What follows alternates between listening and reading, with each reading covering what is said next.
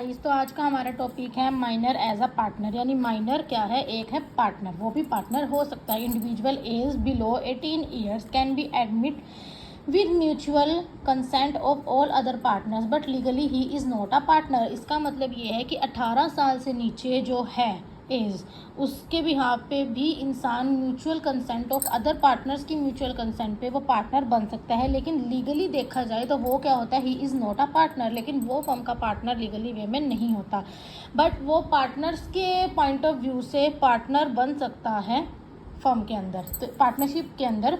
लेकिन वो as a partner नहीं है, किसके पॉइंट ऑफ व्यू से, लीगल पॉइंट ऑफ व्यू से।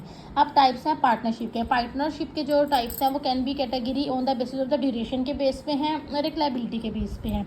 अब पहले क्लासिफिकेशन आती है किसके बेस पे, ड्यूरेशन के बेस पे। इसमें है पार्टनरशिप एट वेल और पर्टिकुलर पार्टनरशिप। सबसे पहले आती है पार्टनरशिप एट विल। इसमें क्या है कि पार्टनरशिप कंटिन्यू की जाती है पार्टनर्स के एग्री पे। अगर पार्टनर्स एग्री हैं तो हमारी पार्टनरशिप जो है वो तो कंटिन्यू होगी, लेकिन अगर पार्टनर्स एग्री नहीं है तो हमारी पार्टनरशिप जो होती है वो वहीं बंद हो जाती है, एग्री आगे कंटिन्यू नहीं चलती।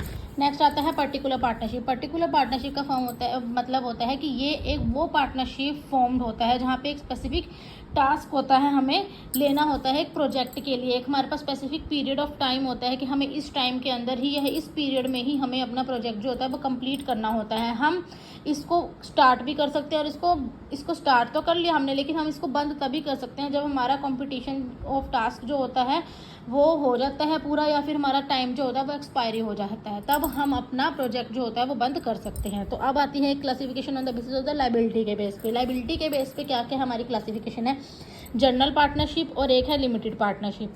जनरल पार्टनरशिप के अंदर क्या होता है कि वो पार्टनरशिप जहाँ पे सारे पार्टनर जो होते हैं वो जॉइंट होते हैं और उनकी क्या होती है, अनलिमिटेड लाइबिलिटी होती है। यानी वो बैड डेबिट्स का भी यूज़ कर सकते हैं। मान लो किसी के बैड डेबिट्स हो गए तो वो अपनी पर्सनल प्रॉपर्टीज़ का भी यूज़ कर सकते हैं, अपनी अनलिमिटेड लाइबिलिटी का यूज़ करते हैं, और वहाँ पे पार्टनर जो होते हैं वो जॉइंट भी होते हैं जनरल पार्टनरशिप में। लेकिन लिमिटेड पार्टनरशिप में क्या है, partnership all partners have limited liability. इनकी क्या होती है, इनके पास सिर्फ लिमिटेड लाइबिलिटी होती है।